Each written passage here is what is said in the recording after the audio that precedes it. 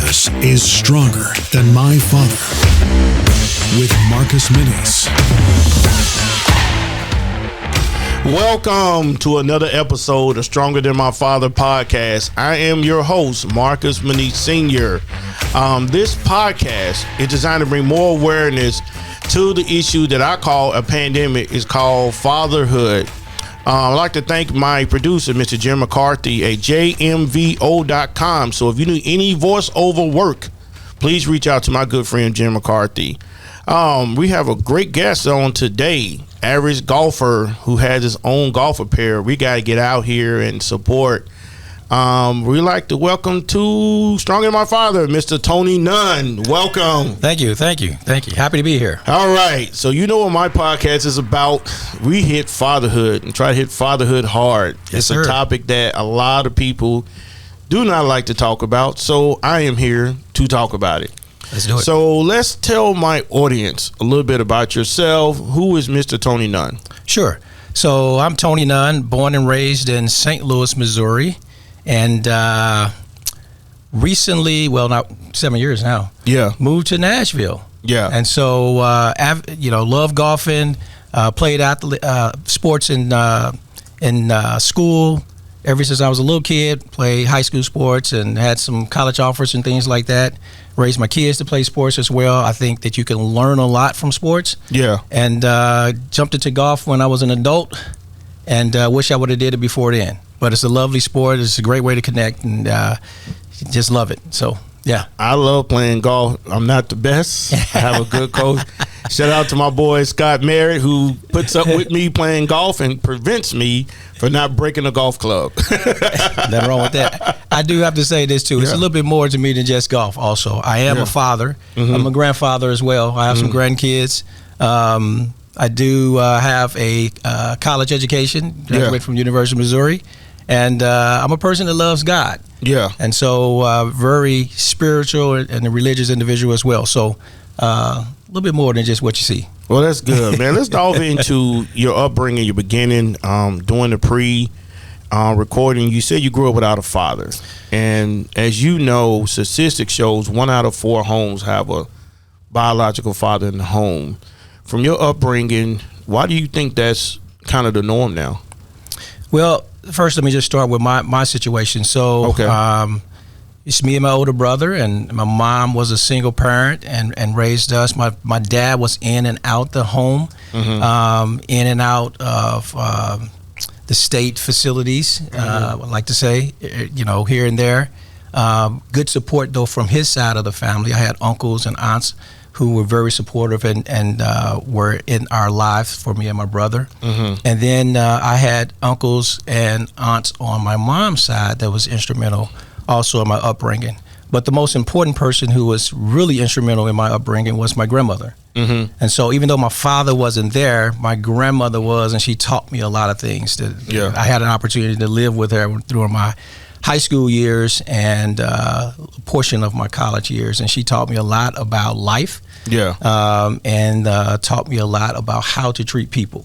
And so again, my dad wasn't there, so I had to look outside the home to find that father figure to kind of look up to and mimic. And there was several individuals too that I will point out that was very instrumental in my upbringing. One was my high school principal, who's now passed away, Vernon Mitchell.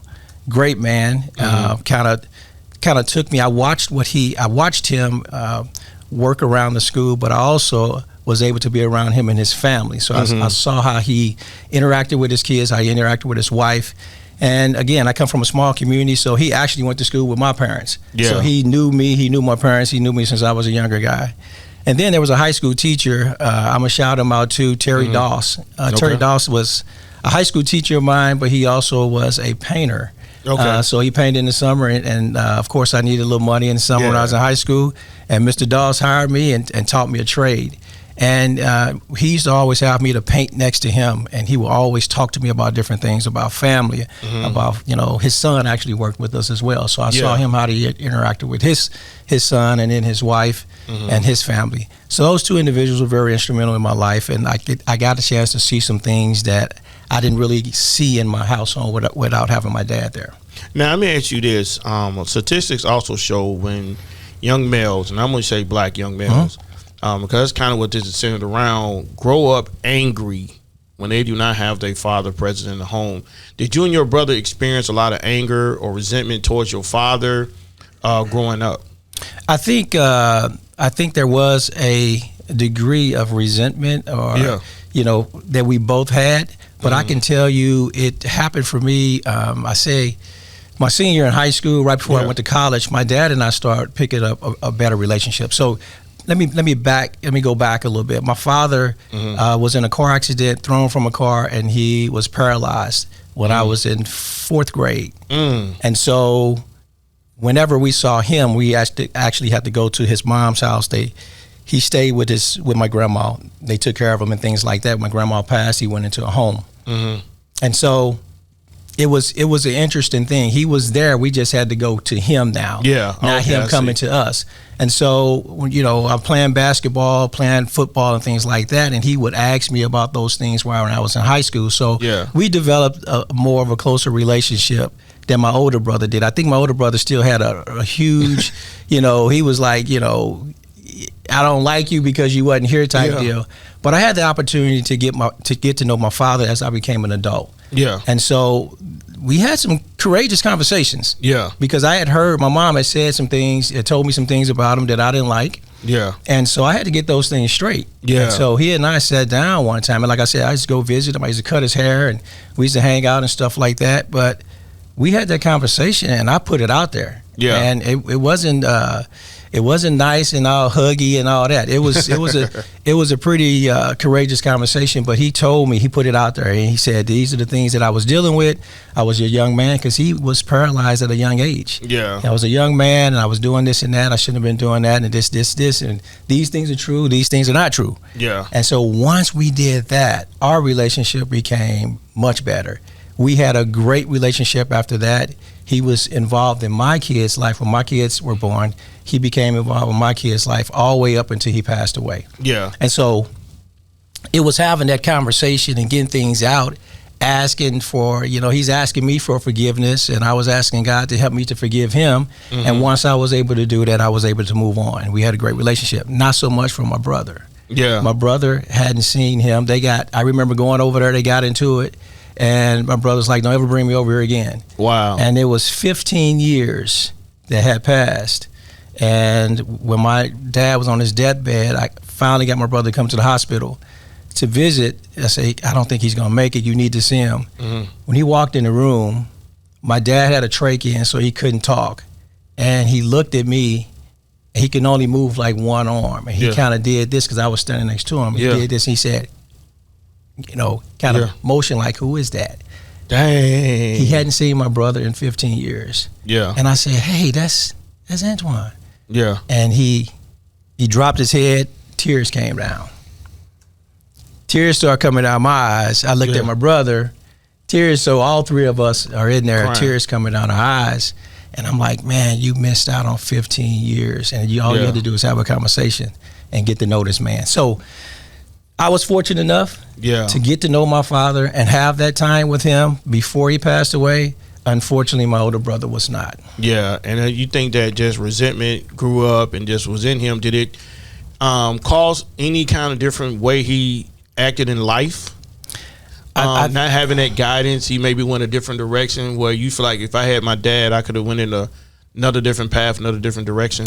You know what, Marcus, I never looked at it like that. I just looked at the fact that I told myself when I'm of age and I start having children that I'm going to be present in my kids' life regardless of anything. And so that's my duty as a father to do that. My older brother doesn't have any kids.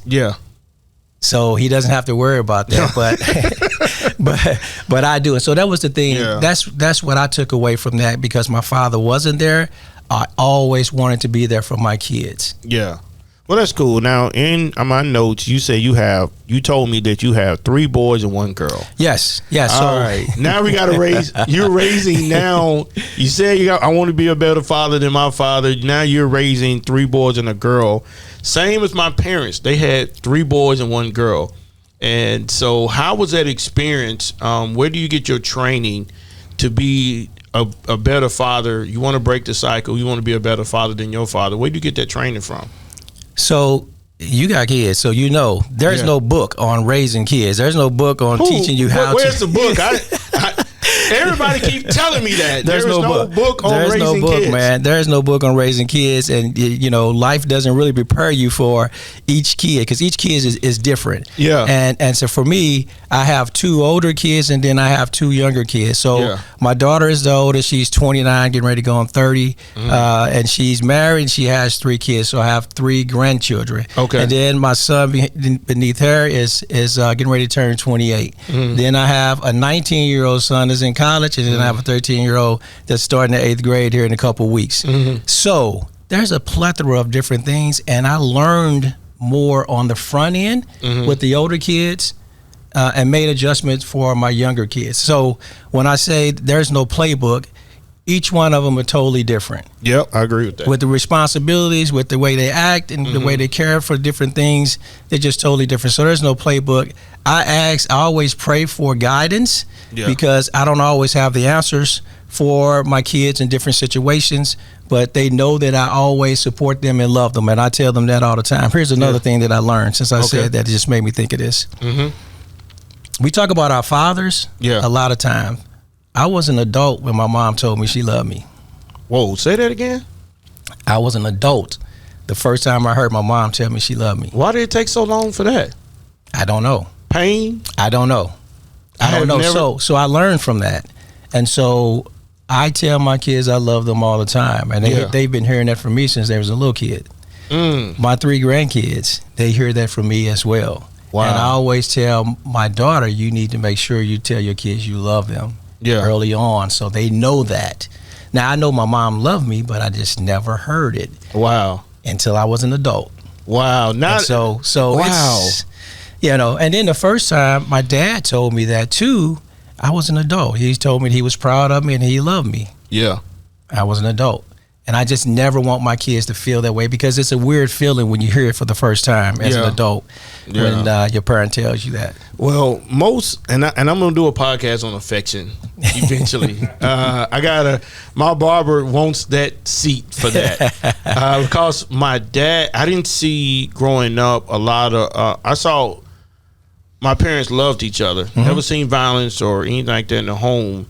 But affection, I asked my mom one day, was my dad a real affectionate person? She was like, nah. But I knew he loved me. He took care of us. He was a provider. And Daddy built us to be a provider. So when it goes to the affection area, I'm thinking when it's time to have sex or something, I'm probably more affectionate.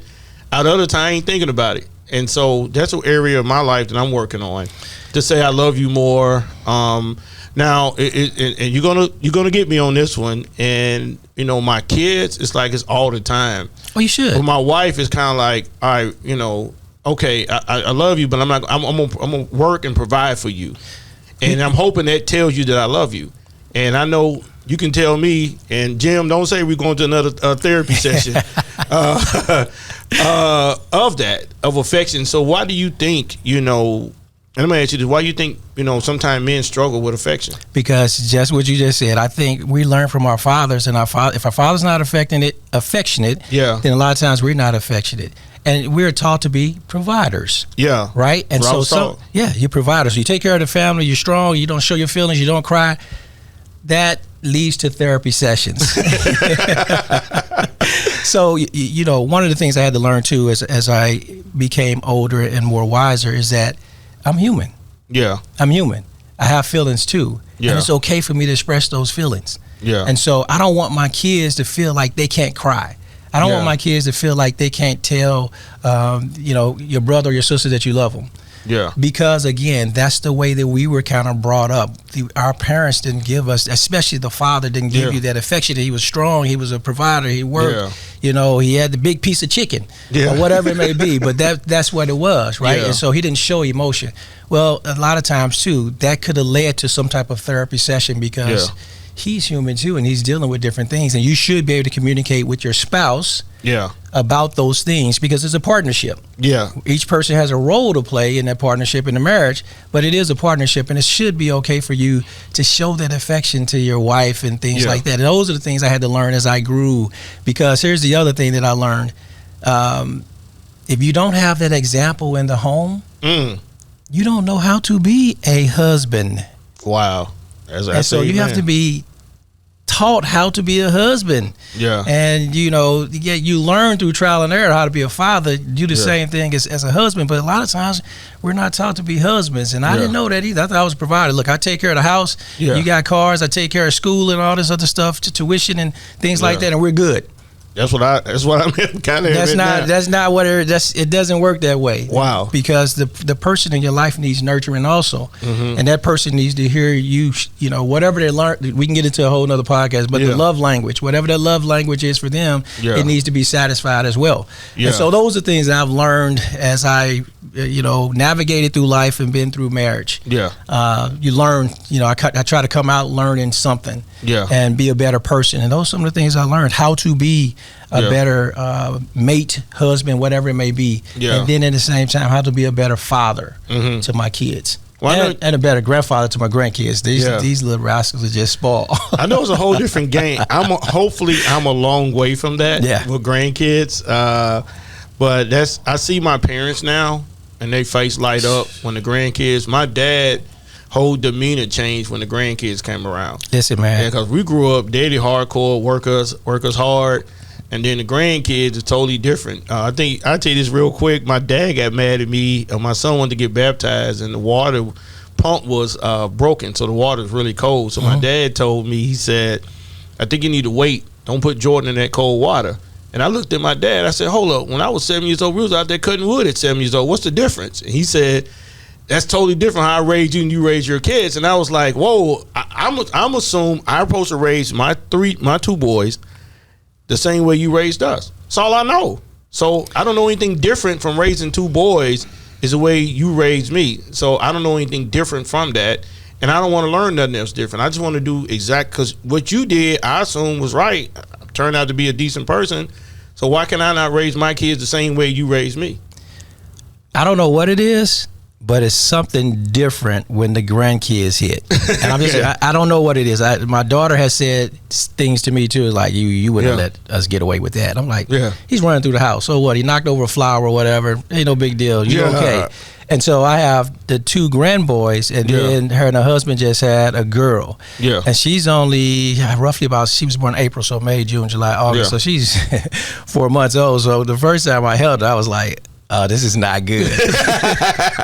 I said, "This is not good." The girls it was just a different feeling when I looked at it, and I just kind of touched her cheek and she started smiling. I was like, "Oh yeah, this is not going to be good." Wow. This is not going to be good. So I don't know. I can't explain it, man, but it's just something different with the grandkids versus the kids. You love your kids with all your heart, no doubt about it. But the grandkids, they just hit different, man. I don't know what it is. And my grandson, sorry, I'm just going to share the story. He called and he's like, "Hey, Papa, I want, he was talking about a present." I said, "Well, what do you want?" He was like, "Some game for his Nintendo Switch." And I was like, "What's the name of the game?" And he told me. I said, "Okay, put your mom on." I talked to my daughter. I was like, "Hey, what's this game he's talking about?" She's like, "Well, you don't really need the game, but I told him he's going to get the game." I said, "What's the name of the game?" I'm on Amazon already. I hadn't already. Amazon. She's like, I said, "Is it such and such?" She's like, "Yep." I said, "Okay.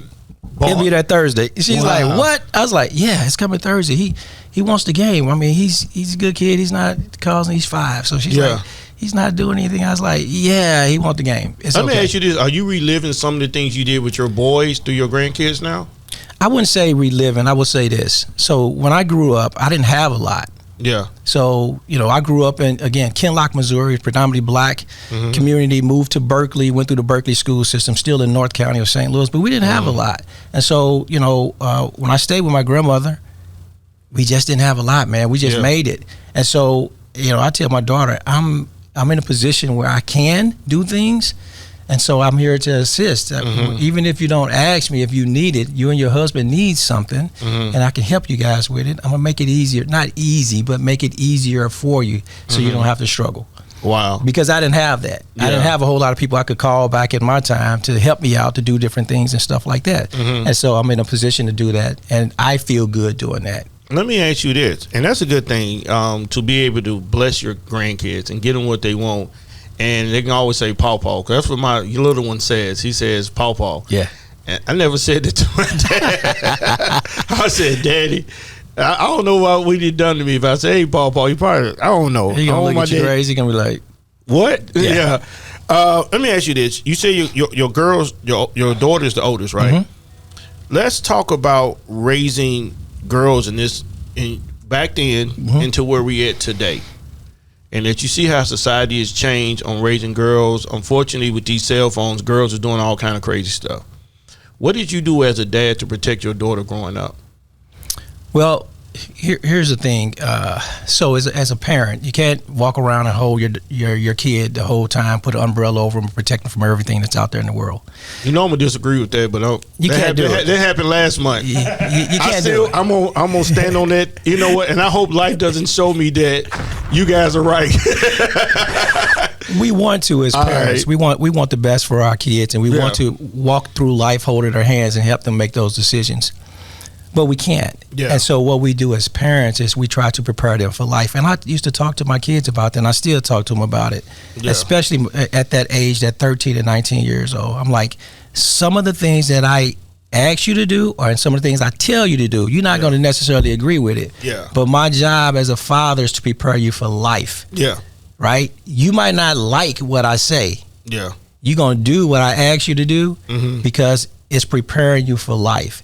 And so I say that to say, when we prepare our kids in the proper way, we hope and pray that they make the right decisions when they're out there. Yeah. We can't make those decisions for them. Yeah. And so for my daughter, when you say raising them then versus raising them now, there's a lot of things that play into the different decisions that these kids make these days.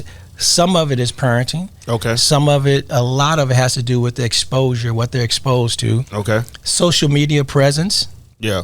And then what's their values. Yeah. We help shape the values for our kids too. Yeah. In the home, and they watch us value certain things. Yeah. If I value social media and dress in a certain way and act in a certain way, then they're going to do the same thing. Okay.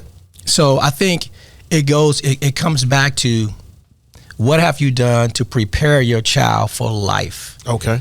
And that's my goal as a father, is to prepare you for life. And I can't protect you from everything. You're going to get your heart broken. Yeah. You're going to have some disappointments on the job. You're going to have disappointments at school. You know, my son, he's at Duke University, very bright kid, and his first exam up there wasn't what he thought it was going to be. He didn't get the grade he thought he was going to be, that he thought he should have gotten. And he called me, and I could hear in his voice that he was a little discouraged. Yeah. And I said, hey, you belong there. I said, you built for this. You prepared for this all your life. Yeah. We prepared you for this. You put in the work. Now you just got to do it. We had that conversation. He's like, gotcha. I needed that. Wow. So it's a preparation mentally, and it's being there. Just like it is for your kids. You know, when your son calls you, you stop it, whatever you're doing, you're going to listen to what he has to say. 100% attention. It's like, hey, hold on for a second. I got my son on the line. Yeah. And you're going to make sure that you give him the sound advice that he needs. And sometimes it's just going to boil back down to some instances that you guys, or experiences that you guys had when he was younger, and you told him, hey, this is what you got to do. It's resilience. You built for it. You can do this. You've done it before. You've been here. Little things like that to keep him going. So let me ask you this. In 2023, why is it so important for fathers to be in their kids' lives? You know, we're in a pandemic. I say it's a pandemic because 1 out of 4 a father lives in the home. You just said your son was able to pick up the phone and call his daddy. Now, I understand we live in a world that sometimes I know pre-production, you said you've been through, unfortunately, 2 different marriages, and sometimes relationships doesn't work. All right, we know that. Why is it important in 2023? And tell my audience, people who sometimes say Marcus talks too much about fatherhood, why is it so important now as a black man that fathers need to be in their black children's lives? So I always told myself too, during divorce, you divorce the spouse, you don't divorce the kids. The kids are still there. They didn't ask to be there. That's the first thing. You need to say that again, because some people divorce the kid, man. You can't divorce the kid. Now, sometimes it becomes rough because of whatever it is. It becomes rough because of the two individuals can't get along and come to a certain agreement. But you still have to make that effort to be there for your child. So here's the other thing. Why is it so important to have the father in the home? It's so important to have the father in the home or in active with the child. Even if you're not in the home, have a presence in your child's life. Okay. And the reason being is financial support, emotional support, teaching and experiences, and then just overall growth. But those are the things I think that help produce sound, functional, mentally strong individuals. When you have someone there, a father figure to help you out, a good father that wants to be there and to show you that love. You grow up with that compassion then. And so you can show that same compassion to your kids. So unfortunately, sometimes marriages don't make it, or relationships don't make it. But again, you don't divorce the kids. You can divorce the person, but not the kids. And so if you look at some data, when you have two individuals in a household, financially they're normally stronger. I agree that's there. I can say this too, just because you have a father and a mother in a home doesn't make that home a great home. I'd say I agree with that. I've had friends who had both a mother and father, and I've talked to my friend. He's like, man, I wish dude was never here because it was crazy. Yeah, it was more confusion and fighting and everything. I wish we was just by ourselves with my mom. So it's the right individual with the right mindset. But the father becomes the backbone to that family. Yeah. And the way the father moves is usually how the family is going to move. Now, the mother controls the medical stuff. Now, we know that. Yeah, my wife does. She does all the medicines. She be like, give Jordan 10 ounces of Tylenol. And I'm like, all right. But total medical, though. When you talk about where you going to the dentist, doctor, wherever. She take care of all of that. You probably didn't even know your doctor's name until your wife found that doctor for you. If the school call and say, hey, your son needs to do this, this, and this, your wife has that all that medical information. You probably don't have that. No, I don't. But again, the father is so important, especially to males, because it's an example. Usually, it's an example of what that male should look like, grow up to be, and things like that. You mentioned it yourself. You want to raise your kids the way your dad raised you. He showed you a great example through those experiences that you had. You want to do the same thing to your son. And so as fathers, we want to do the same thing. If we don't have the father there, if we don't have those experiences, those examples, where are we going to find it? We have to find it somewhere else. The streets does a lot of it. There's some strong women out there too that make a very good attempt to raise men. Okay, it's very difficult. There's two sides to that. Some people say a woman can't raise a man, and some people, are the result of a woman raising a strong man. Yeah. The problem that we're having right now when it comes to our women, excuse me, this is just my opinion. All right, so they don't come after me on social media. They're gonna come after you. I don't know. They're gonna come after you and then they'll buy your shirts. Which we gotta get to later. Go ahead. We'll get to that, but I think the problem that we have right now is our women are so nurturing by nature. Yeah. When they're trying to raise men, they end up raising men that they won't even date themselves. Think about that. Ooh. They're trying to protect us. I say us because I'm a black male. They try to protect us, so they try to do all these things to protect us, but they end up nurturing us too much that these men become weak men that they won't even date themselves. Wow. That's deep. That's deep. It's out there. I see it all the time. I hear the debates all the time about men. Can a woman raise a man?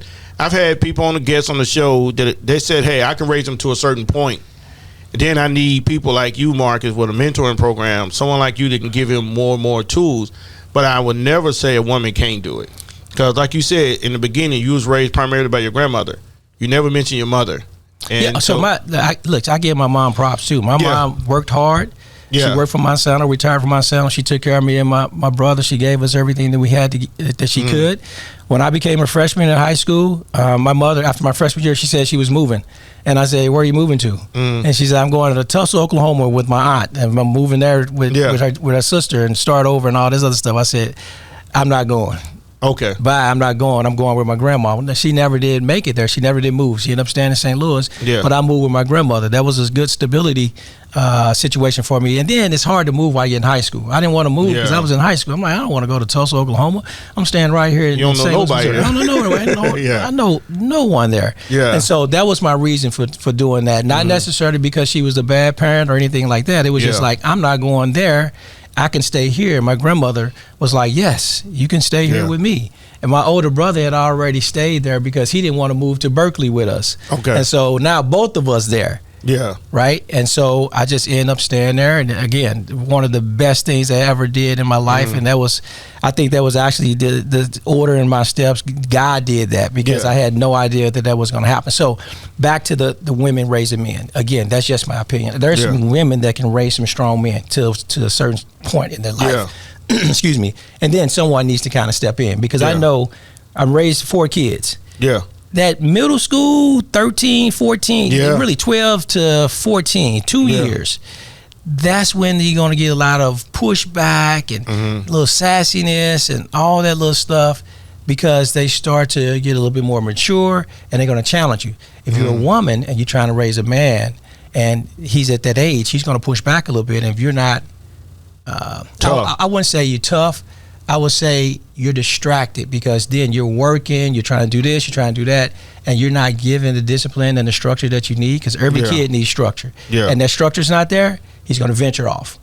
He's going to venture off and do something. He's going to find that structure or he's going to do something that he shouldn't be doing. And that's where the problems start. Same thing for a girl as well. Yeah. At that age, if you don't put that time in, that attention, they're going to find it somewhere else. Yeah, you said between that 12, 14. That's just been my situation with all 4. Yeah. And I'm still going through it right now with my 13-year-old. Yeah. He tried to, rise up on me a little bit, and I have to show him I'm still the champ. Just knock him out, jack him up. And I have to twist him up a little bit. Yeah, 'cause I told my son I'd do that. Yeah. Now, I'm not. So, he tries to challenge me. He tried to challenge his 19-year-old brother, too. But like I tell him, I said, I'll tighten them up, twist them up a little bit, use some real grown man strength on them. I say it's the difference between grown man strength and your teenage strength. And I'm going to show you here in a second. You keep playing. And so, I don't try to hurt them, but I let them know I can put a little pain on you if you keep coming this way. So my boy, I have a 14-year-old, and I looked at him, and I said, the day you want to try it, you're going to lose. Oh, yeah, he going to try you. And my dad was shorter than me. And I say this, and we're going to go into Onyx, your clothing brand. Okay.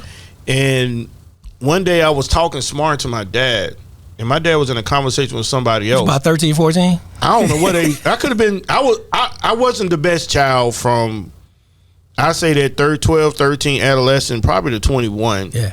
I was the middle child, and they always say the middle child's a bad child. I don't know where that comes from. But my dad caved me in the chest one day in the middle of talking to somebody else, and it knocked the wind out of me. And I never challenged him again. And then, hold on, I say this one last story. You're going to die laughing.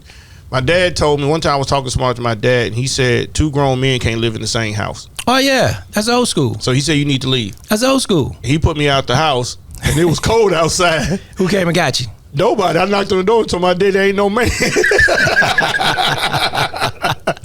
And I listened to him because I told him I ain't no man. So... and the only reason you probably got in that house because your mother probably said, you better go get my son. No, dude, my mom and dad was on the same page. Oh, okay. She was like, leave him out there. Yeah. My mom and dad, they've been married almost 52 years. They're on the same page. That's good. That's good. And she never challenge daddy.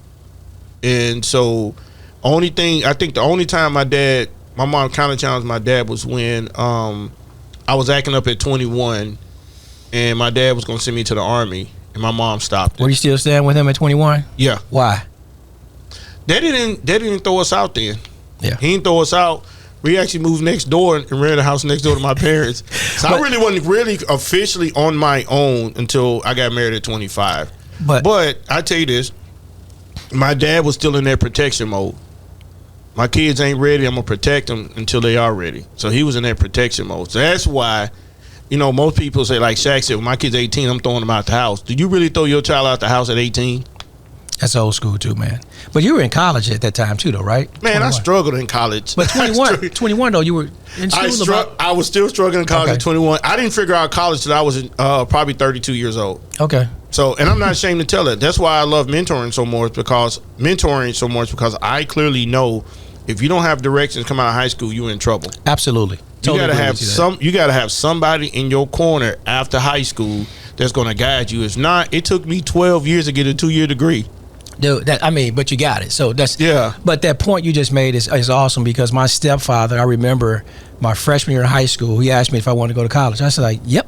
He said, so what are you doing to prepare? I was like, I'm just going to school. Yeah. He's like, well, you need to start taking, certain type of classes and all this. And I was like, I have plenty of time. He said, no, you don't. No, you don't. Mm-hmm. And I walked to school that day and I went to my counselor after school and we started talking about college. Yeah. Because he put it in my head at ninth grade. Yeah. And I was like, I have to go to college. I have to get a degree. I have to do better for myself than what I saw. Yeah. And my family had. So, it has to happen early. Yeah. And somebody sometimes have to give us the idea. I encourage every high school person, and my sister did it and my brother did it, and they did well in college. And then it was me watching them God blessed me to go back to school and get my act together, and God blessed me to go all the way up to a master's degree because God blessed me to do it. And that's kind of what you see around me now is just my heart and passion to give back. So let's go on quickly. Entrepreneurship. Yep. You have a clothing brand of golf apparel. So you Honest Golf Apparel. Look at this. Yes. So I'm gonna buy this hat after the show. Honest Golf Apparel. I'm probably buying both of those hats because I try to play golf. What made you go into number one?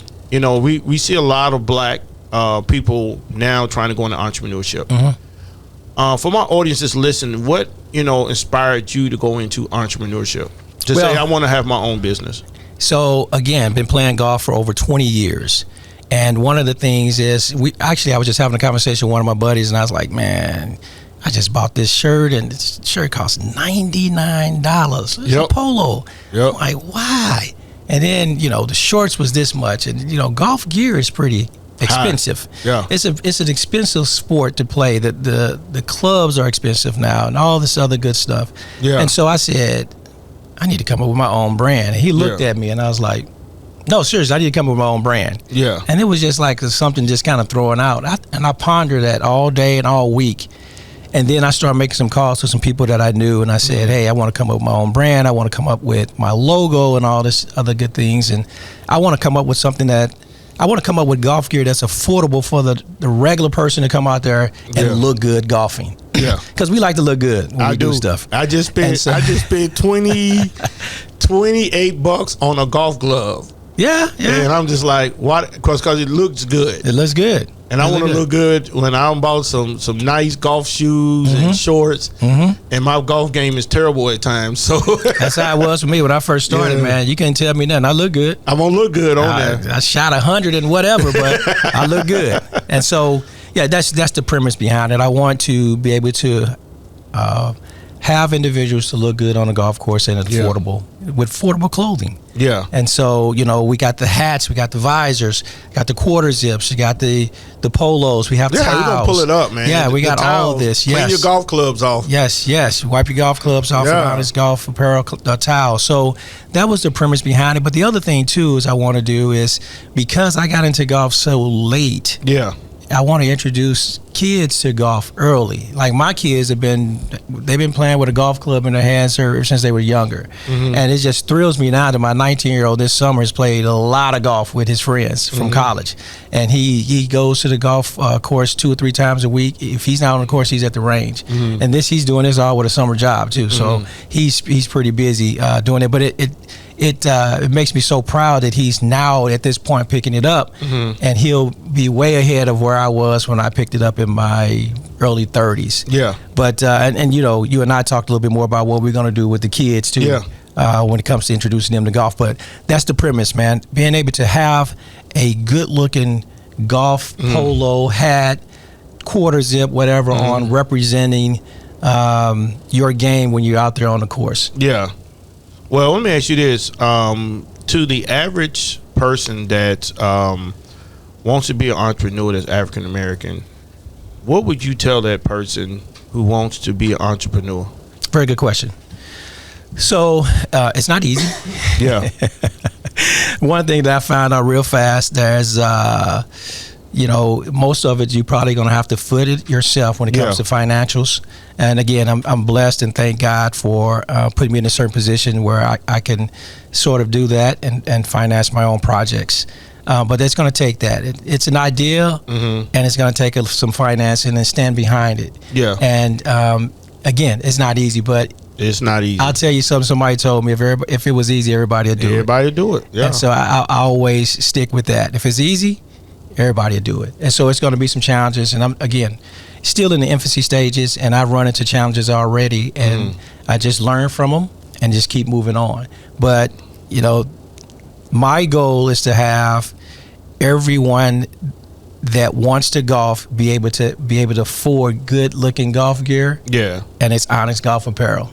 Well, get on the course with it. Go to the website, honestgolfapparel.com. Pull it up. We got gear for sale there. And do you have big man gear?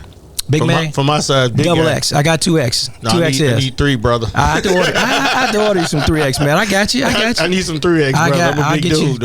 I'll get you some 3X. No problem at all. I'll get you some 3X. Yeah. But yeah, the website's up.